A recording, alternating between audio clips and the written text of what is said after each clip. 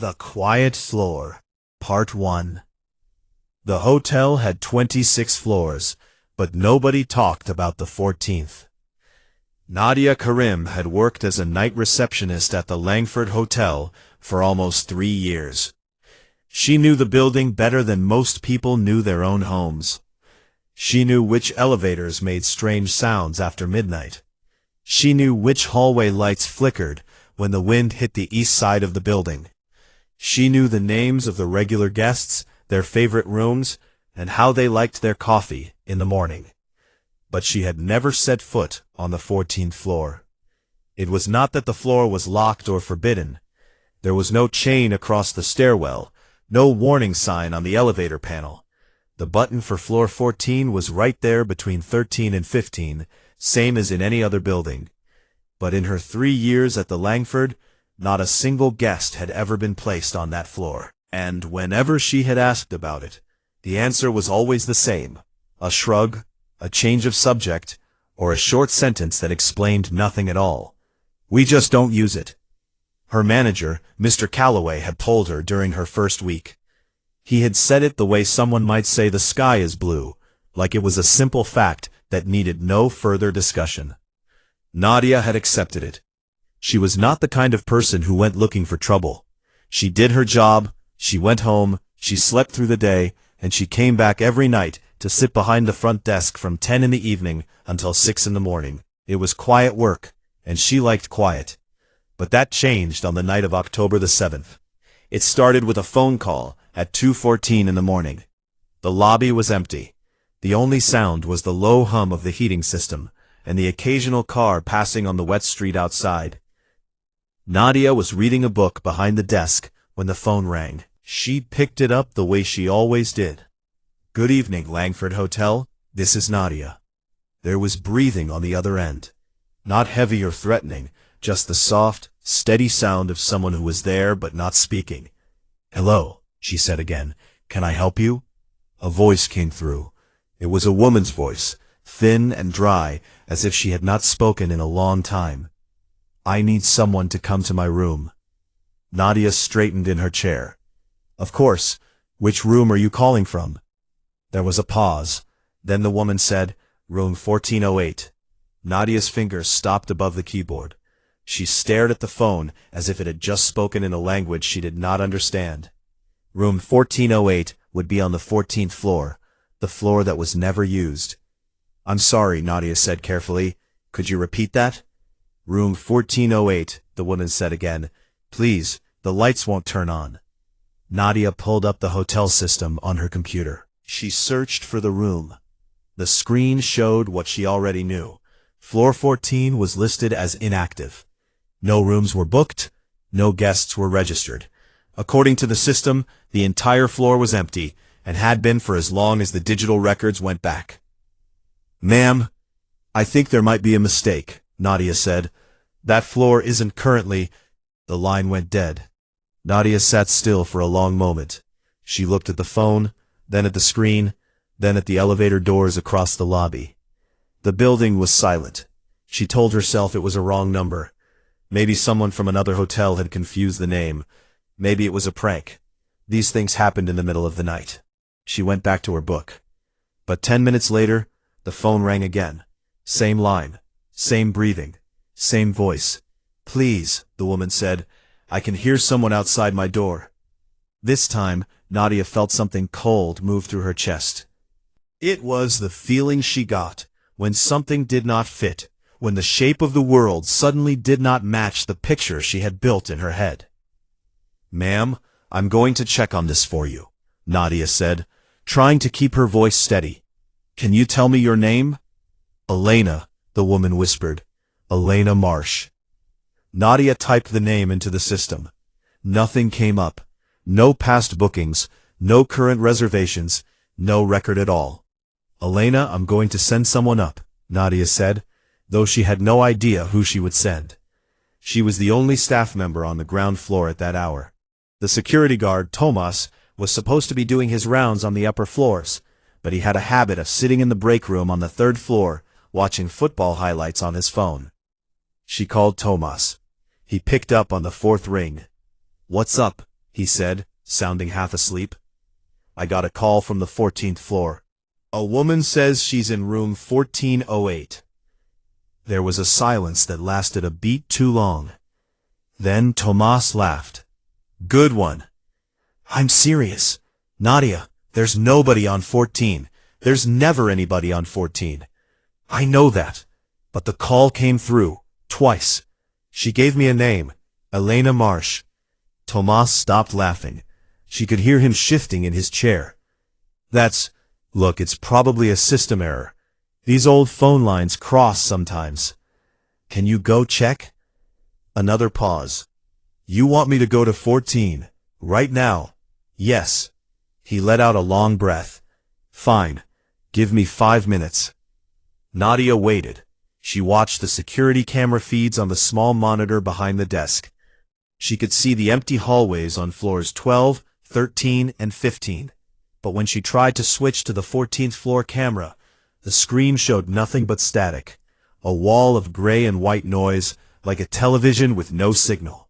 All the other cameras were working fine. 5 minutes passed, then 10. Nadia called Tomas again. No answer. She called a second time. Nothing. A third time. His phone went straight to voicemail. She stood up from behind the desk and looked across the empty lobby. The elevator doors were closed. The lights above them showed all cars on the ground floor. Nothing was moving. Nadia was not a brave person. She had never claimed to be. She was the kind of woman who checked the locks twice, who crossed the street when she saw strangers at night, who kept her phone charged at all times, just in case. But standing there alone in that silent lobby, she felt something pull at her. Not courage, but something close to it. A need to know. A refusal to sit still while the questions piled up around her. She grabbed the master keycard from the drawer behind the desk. She walked to the elevator and pressed the button. The doors opened immediately, and the bright light inside felt almost too clean, too normal for the way the night was going. She stepped in and looked at the panel. Her finger hovered over the button marked 14. She pressed it. The doors closed, and the elevator began to rise. The elevator moved slowly, much slower than it usually did. Nadia watched the numbers above the door change. 10, 11, 12, 13, and then there was a pause. A long, heavy pause where the elevator seemed to hold its breath. The lights inside flickered once, just for a second, and then the number changed to 14, and the doors slid open. The hallway in front of her was dark. Not completely dark. There was a faint glow coming from somewhere far down the corridor, like moonlight leaking through a window at the end of the hall. But the overhead lights were off, and the carpet beneath her feet felt different from the carpet on every other floor.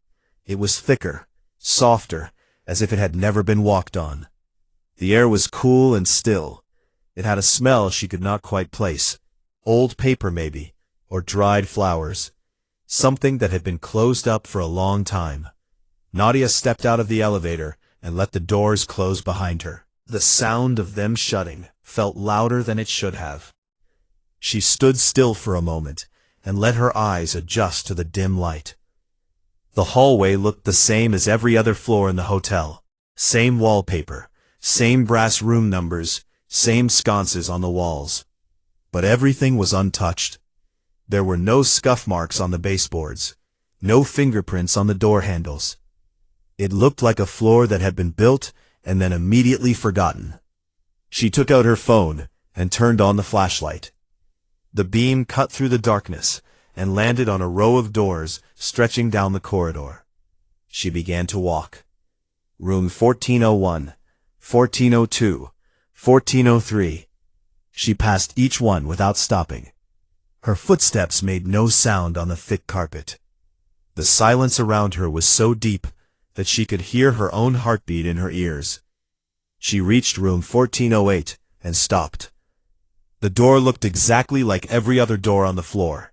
Same dark wood, same brass number plate, same electronic lock, with a small green light that blinked once every few seconds.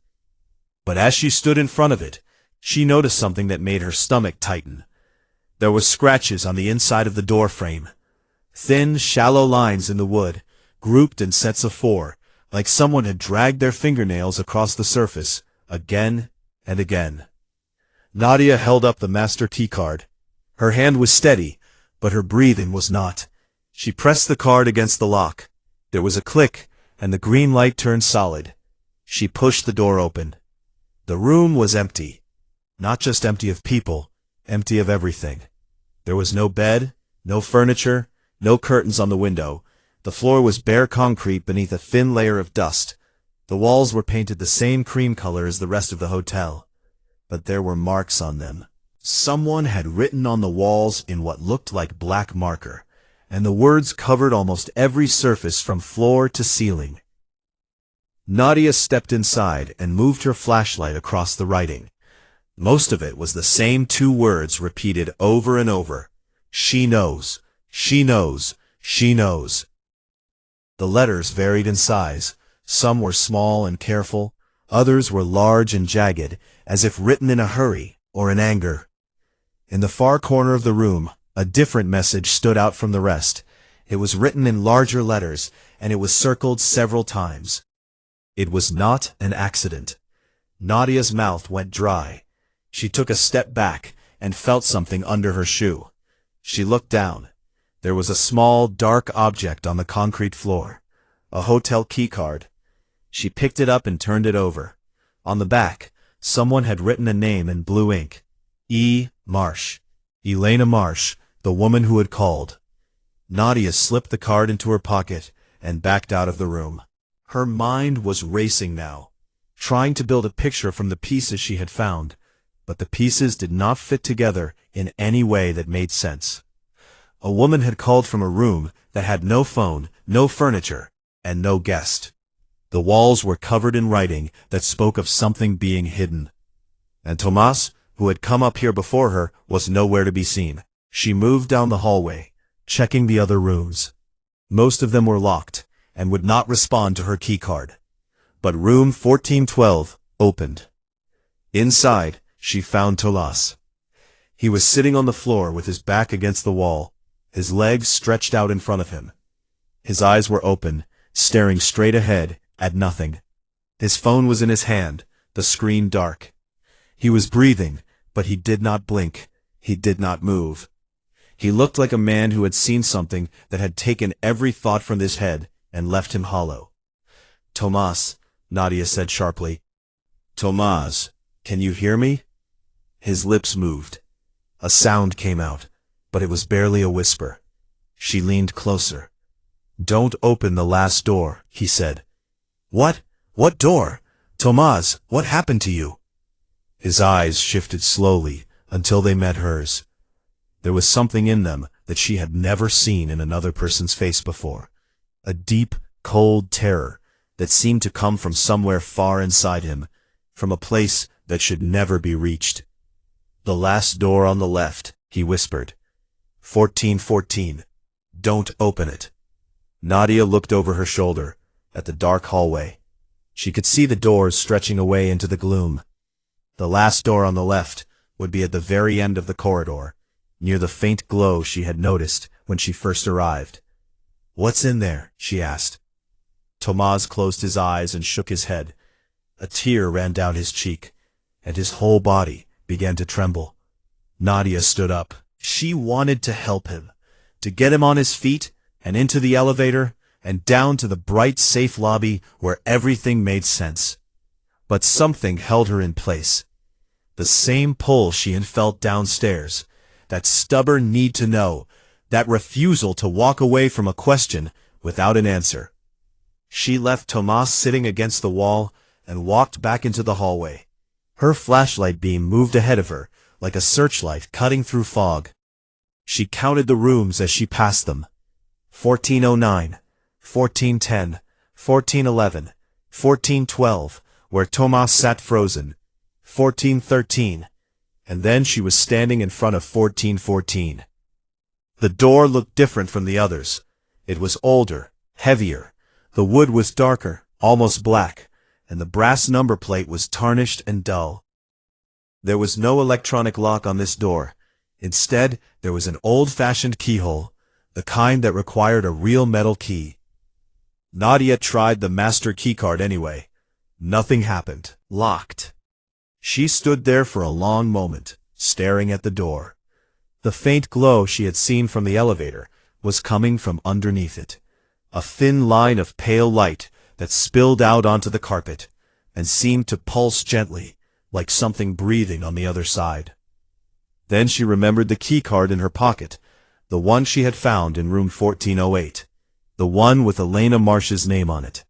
She pulled it out and looked at it again. It was not a regular hotel keycard. It was thinner, older, and it had a small hole near one end, as if it had once been attached to a chain or a ring. On a hunch, she slid the card into the keyhole. It did not fit. It was too wide, too flat. But as she pulled it back out, she felt something catch. There was a soft click from inside the door. The handle turned on its own. The door swung open just a few inches, and the pale light from inside poured out into the hallway like water. Nadia pushed the door the rest of the way open and looked inside. The room was not like the others. It was furnished, richly furnished, in a style that belonged to another time. There was a large bed with a dark wooden frame, a writing desk with a brass lamp, heavy curtains pulled back from a window that showed the city lights far below. Everything was clean and polished, as if someone had just been here moments ago. But what stopped Nadia in the doorway was the photograph on the writing desk. It was a framed black and white picture of a woman standing in front of the Langford Hotel. The woman was young, with dark hair pulled back from her face, and she was smiling in a way that did not reach her eyes. On the bottom of the photograph, written in the same blue ink as the name on the keycard, were the words, Elena Marsh, 1987. Nadia picked up the photograph and turned it over. On the back, someone had written a single sentence. They told everyone I jumped. Nadia set the photograph down with shaking hands. She looked around the room again, and now the details she had missed began to show themselves. A newspaper clipping pinned to the wall near the window, a small leather notebook on the bedside table, and on the floor, beside the desk, a pair of women's shoes, neatly placed side by side, as if their owner had simply stepped out of them and disappeared. The notebook was small, the kind that fit in a coat pocket. Its leather cover was cracked and soft with age, and the pages inside were filled with tight, careful handwriting in blue ink. Nadia sat on the edge of the bed and began to read. The first entry was dated March 3, 1987. Elena Marsh had been a guest at the Langford Hotel. Not just a guest, but a long-term resident. According to her own words, she had moved into room 1414 after leaving a difficult marriage. She had no family in the city and very little money, but the hotel had offered her a reduced rate in exchange for work. She helped in the kitchen, cleaned the conference rooms on weekends, and kept mostly to herself. She described the Langford as a safe place, a building full of strangers who asked no questions and expected nothing from her. But the entries changed in tone as the weeks passed. By April, Elena was writing about a man named Victor Calloway, the hotel's owner at the time. He was kind to her at first, she wrote. He brought her tea in the evenings and asked about her day. He let her use the hotel library on the second floor and told her she could stay as long as she needed. Nadia paused when she read the name, Calloway.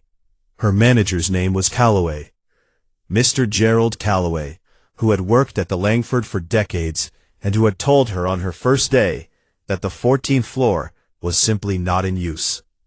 She kept reading. By May, Elena's entries became shorter and more troubled. She wrote that Victor had begun visiting her room late at night. He would knock softly and ask to come in, and when she said she was tired or not feeling well, He would stand outside the door for long stretches of time without leaving. She could see his shadow through the gap at the bottom of the door. She wrote that she had complained to the hotel's assistant manager, a woman named Dorothy Price, but nothing had changed. Dorothy told her that Victor was a respected man, and that Elena should be grateful for his kindness. Elena wrote that she felt trapped. She had no money to leave, no one to call, and nowhere else to go.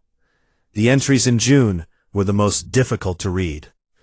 Elena described how Victor had begun entering her room without permission, using his master key. She would wake up in the middle of the night and find him sitting in the chair by the window, watching her sleep. When she told him to stop, he smiled and said she was imagining things. When she tried to lock the door from inside, the lock was changed the next day. She wrote that she had started hiding the notebook behind a loose piece of wallpaper near the window, afraid that Victor would find it and destroy it. She wrote that she was keeping a record because she believed something bad was going to happen to her, and she wanted someone to know the truth. The last entry was dated June 17, 1987. He told me tonight that if I try to leave, he will make sure no one believes a word I say. He said I should remember that I am nobody, and that nobody listens to nobody. I am afraid of what he will do. If anything happens to me, it was not my choice. I did not jump. I would never jump. After that, the pages were blank. Nadia closed the notebook and sat in the silence of the room. Her hands were cold. The air around her felt heavier now, like the walls were pressing in. She looked at the photograph again, Elena's face, young and serious, standing in front of the very building where Nadia sat reading her words nearly 40 years later. She reached for the newspaper clipping pinned to the wall. It was from a local paper, dated June 19, 1987. The headline read, "Woman Falls to Death from Hotel Window." The article was short. It described how a female resident of the Langford Hotel had fallen from a 14th floor window in the early hours of the morning. The death was ruled a suicide. No further investigation was planned. The woman's name was Elena Marsh, age 29. She had no surviving family. Nadia read the article twice. Then she folded it carefully and put it in her pocket, along with the keycard and the notebook. She stood up and walked to the window. It was a large window, the kind that could be opened wide. She looked down at the street far below, where orange streetlights made small circles on the wet ground. She thought about the writing on the walls in room 1408. She knows it was not an accident. She thought about Mr. Calloway, Gerald Calloway, and the way he had always avoided her questions about the 14th floor. She did not know his exact relationship to Victor Calloway, but the name was not common enough to be a coincidence. She thought about Tomas, still sitting on the floor in room 1412, his eyes empty and his mouth barely able to form words. What had he seen? What had been in this room that had broken him so badly? And she thought about the phone call that had started everything. A woman's voice, thin and dry, calling from a room that had no phone. A voice asking for help, decades after the woman it belonged to had died. Nadia did not believe in ghosts. She had never been the type. She believed in facts, in evidence, in things she could touch and measure and explain. But she could not explain the phone calls. And she could not explain the feeling she had standing in that room. The feeling that someone was standing right behind her, just out of sight, waiting for her to understand. She left the room and closed the door behind her. The lock clicked shut on its own. She went back to room 1412 and knelt beside Tomas again. His eyes were closed now, and his breathing had slowed. He looked like he was sleeping, but when she touched his arm, he flinched and opened his eyes. "We need to go downstairs," she said. "Can you stand?" He nodded slowly and let her help him to his feet. He leaned against her as they walked to the elevator. and she could feel him shaking with every step. He did not speak. He did not look at the doors they passed. He kept his eyes on the floor, as if he was afraid of what he might see if he looked up. The elevator came quickly. They stepped inside, and Nadia pressed the button for the ground floor. As the doors closed, she caught one last look at the 14th floor hallway. Dark, still, and silent, as if nothing had happened there at all. They reached the lobby, and she helped Tomas to a chair near the front desk. She got him a glass of water and sat across from him, waiting. After a few minutes, some color returned to his face, and he looked at her with eyes that were more present, more aware. "What did you see?" she asked quietly. He drank the water in 2 long gulps and set the glass down. His hands were still trembling. "When I got up there," he said, "the hallway was dark, just like you probably saw. I walked to the end. I saw the light under that last door, 1414. I tried the handle, and it was open." He stopped and pressed his palms against his eyes. There was a woman inside. Nadia's breath caught. What? She was standing by the window. She had dark hair, and she was wearing old clothes, like something from the 80s. She turned and looked at me, and her face, he shook his head. Her face was wrong. It was sad. Not scary, not angry. Just sad in a way that went all the way through her. Like sadness was the only thing left of her. Did she say anything? She pointed at the desk, at the notebook. Then she looked at me and said, "Tell them what he did." And then she was gone. Not walked away, not disappeared in some dramatic way. She was just there 1 second and not there the next, like someone turning off a light. They sat in silence. The lobby clock ticked. Outside, a delivery truck rumbled past on the wet street. "I'm going to find out who Victor Calloway was," Nadia said finally. "And I'm going to find out what Gerald Calloway knows about all of this." Tomas looked at her. "Be careful," he said. "The Calloways have owned this hotel for a long time, and people who own things don't like it when you start digging into what's buried underneath." H1, The Quiet Floor, Part 4. Nadia did not sleep that day. She went home after her shift, sat at her kitchen table with a cup of coffee, and opened her laptop. The notebook and the newspaper clipping lay beside her like evidence at a trial, which in a way they were. She searched for Victor Calloway first. There was very little about him online. A few old business directory listings showed him as the owner of the Langford Hotel from 1971 to 1994. A short mention in a local newspaper from 1995 noted his death, heart failure, age 68. He was described as a respected businessman and a pillar of the community. There was no mention of any investigation, any scandal, or any woman named Elena Marsh. Gerald Calloway, she discovered, was Victor's son. He had taken over management of the hotel in the early 2000s, though the building had changed hands a few times between corporate groups since his father's death. Gerald's role was listed as general manager, but from what Nadia could tell, he had been involved with the hotel his entire life. He had grown up in it. He had been a teenager when Elena Marsh was living on the 14th floor. Nadia stared at the screen and felt something settle in her chest.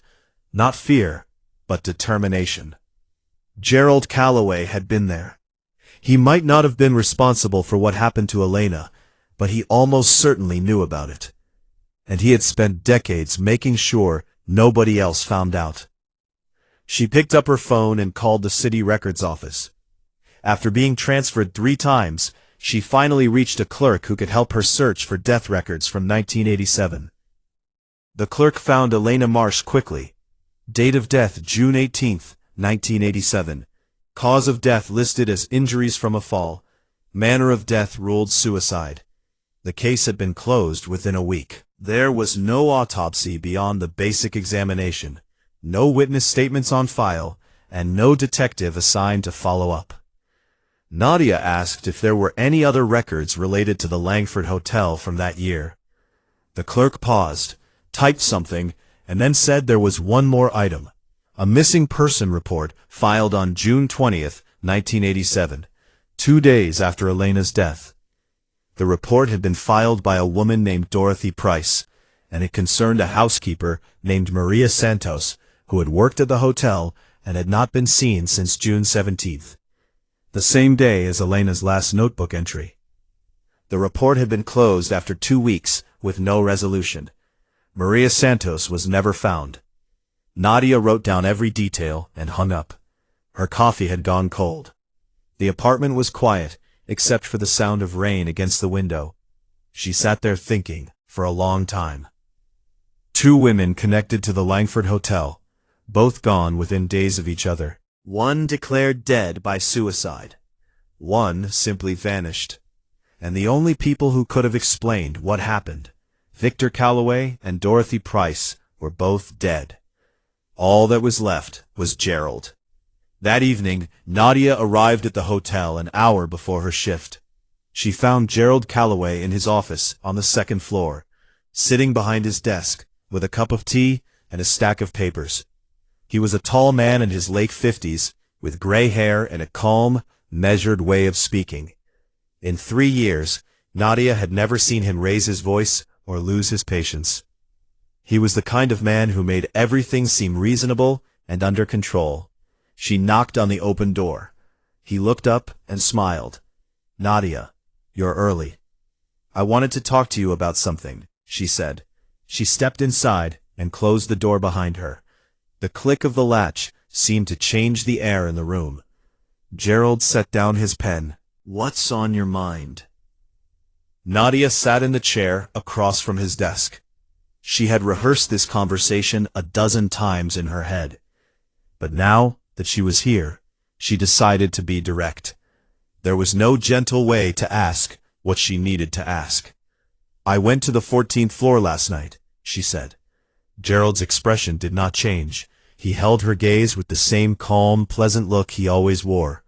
But something shifted behind his eyes.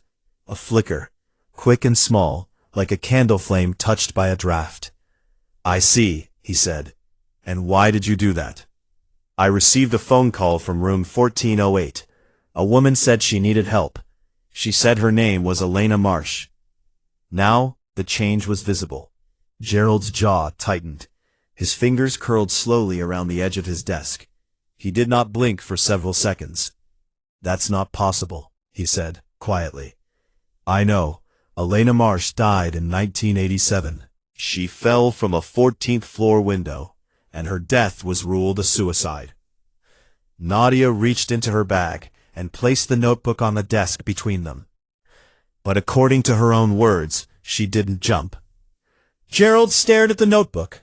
The color drained from his face in a slow, steady wave, like water pulling back from a shore. He did not touch it. He did not move at all. "Where did you find that?" he asked. His voice had lost its warmth. It was flat now, mechanical, like a machine trying to imitate human speech.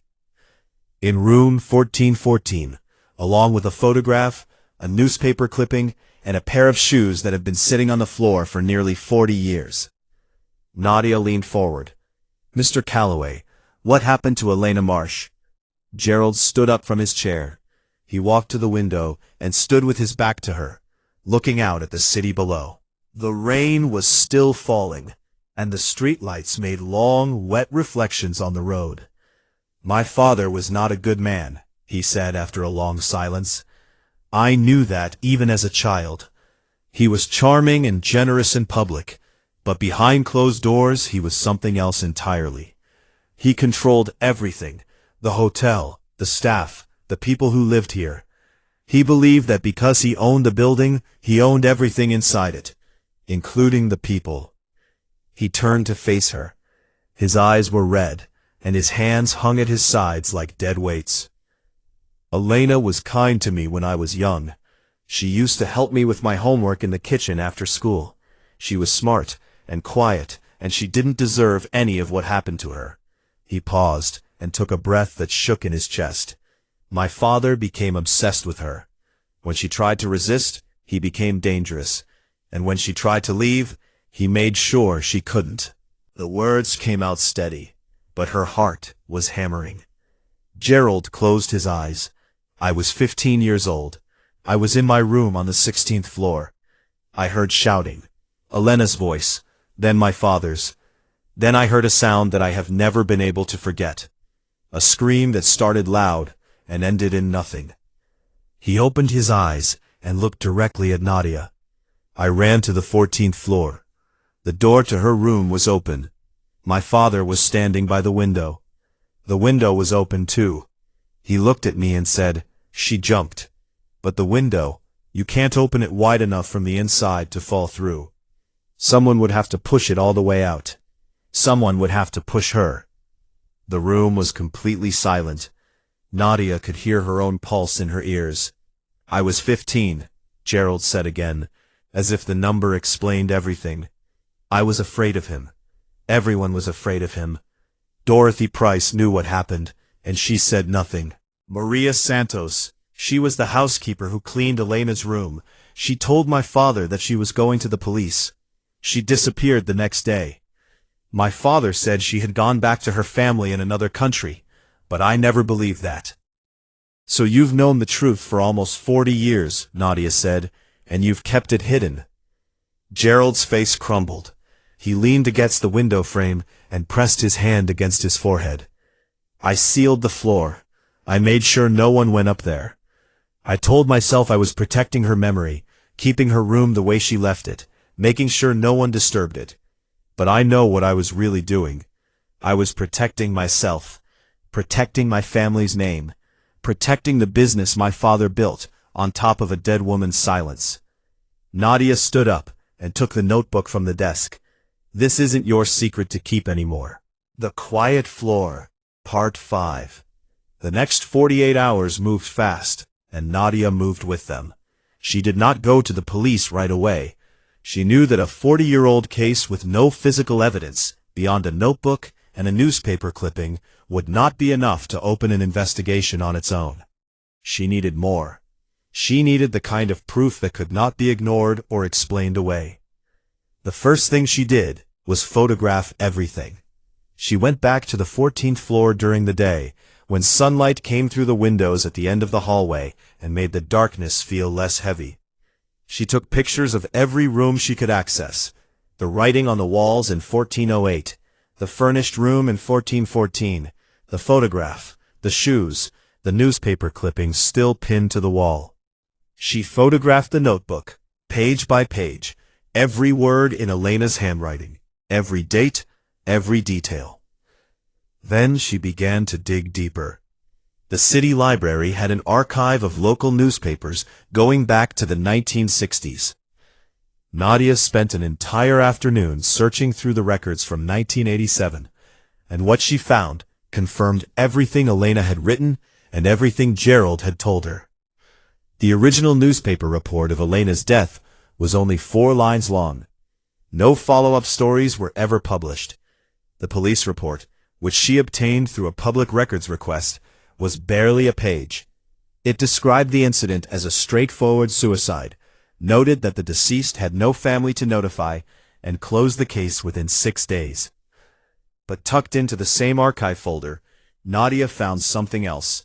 A letter to the editor of the local newspaper, dated July 1987, written by a woman named Rosa Santos. The letter asked why no investigation had been conducted into the disappearance of her sister, Maria Santos, who had worked at the Langford Hotel and had not been heard from since mid-June. The letter was never published. Someone had stamped it with a red mark that read, "Not for print," and it had been filed away in the archive with no further action. Rosa Santos, Maria's sister. Nadia copied the letter and added it to her growing collection of evidence. She searched for Rosa Santos online and found an address in a small town about 2 hours from the city. The listing was old, but a phone number was attached. Nadia called it that evening. A woman answered. Her voice was elderly but strong. When Nadia explained who she was and why she was calling, there was a long silence on the other end. I have waited almost 40 years for someone to ask about my sister, Rosa Santos said. I had almost stopped believing anyone ever would.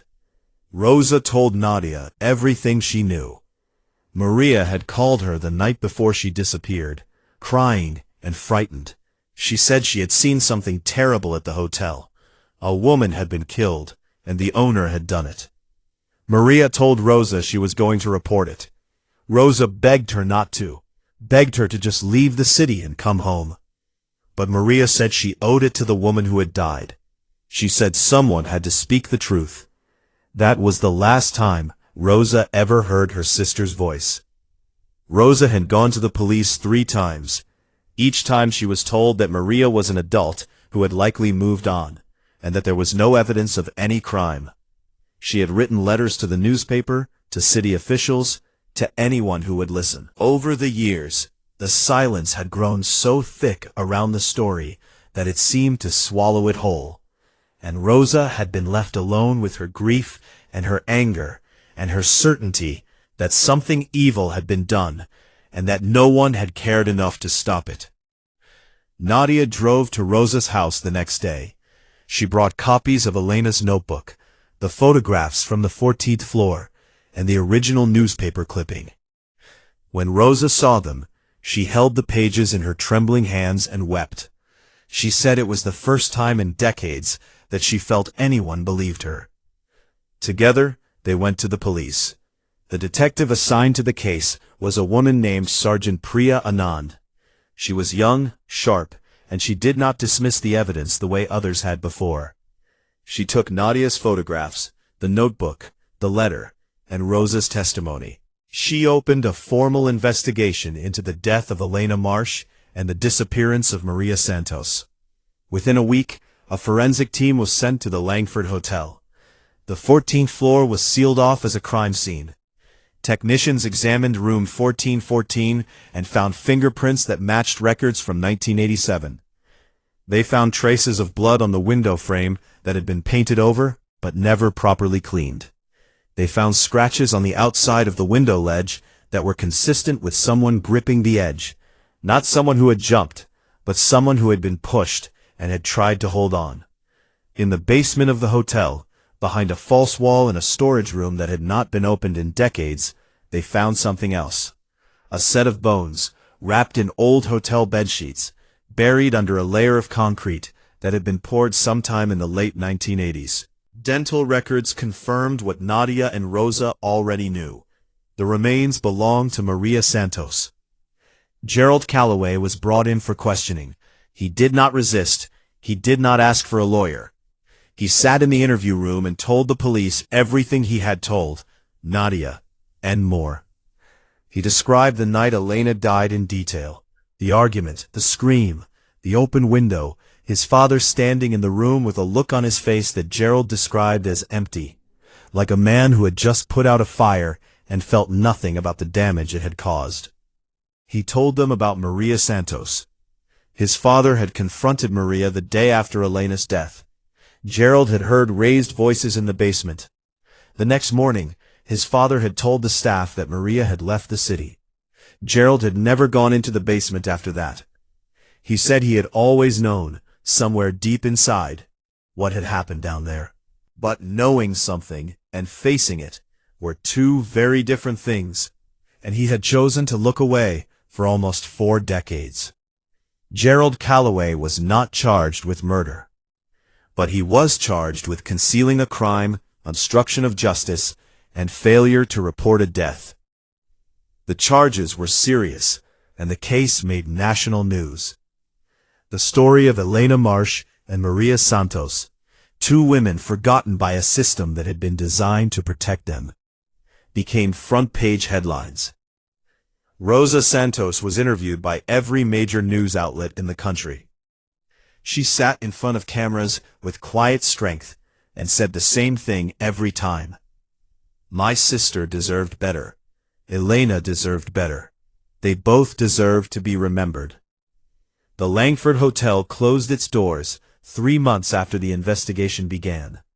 The building was sold to a development company that planned to turn it into apartments. Before the renovation began, Nadia went back one last time. She took the elevator to the 14th floor. The hallway was bright now. Someone had turned on the overhead lights for the first time in years, and the corridor looked almost ordinary. The police tape had been removed from the doors. The writing on the walls in room 1408 had been photographed and catalogued, and would be preserved as evidence. She walked to room 1414 and stood in the doorway. The room had been emptied by the forensic team. The bed, the desk, the lamp, all taken as evidence. The photograph of Elena was now in a police archive. The notebook was being studied by investigators. The shoes had been collected and bagged and labeled with a case number. The room was just a room now. 4 walls, a window, a concrete floor. But Nadia stood there for a long time anyway, because she felt she owed it to the woman who had lived here. The woman who had written her story in a notebook and hidden it behind the wallpaper, hoping that someone someday would find it and care enough to read it. Nadia had been that someone, and she was glad. She thought about what Tomas had told her, the figure by the window, the sad face, the voice that had said, "Tell them what he did." She did not know if she believed in ghosts or spirits or whatever word people used for the things they could not explain. But she believed in Elena Marsh. She believed that a woman's story had survived decades of silence and neglect, and that it had reached out across the years and found the one person willing to listen. As she turned to leave, she felt something against her ankle, a breath of cold air, light as a whisper, moving across the floor from the direction of the window. She paused and looked back. The room was empty, but for just a moment, she thought she heard something, faint, far away, like a voice carried on the wind. "Thank you." Nadia smiled. She stepped out of the room, closed the door behind her, and walked to the elevator. She pressed the button for the ground floor and watched the doors close on the 14th floor, one last time. The elevator carried her down, back to the lobby, back to the world of light and sound and ordinary things. She walked out through the front doors of the Langford Hotel and into the cool morning air. The sun was rising over the city, painting the buildings gold and orange, and the streets were beginning to fill with people starting their day, walking to work, buying coffee, checking their phones, living their lives without any idea of the story that had just been told. But Nadia knew, and Rosa knew, and now the world knew too. Elena Marsh had not jumped, and she would never be forgotten again.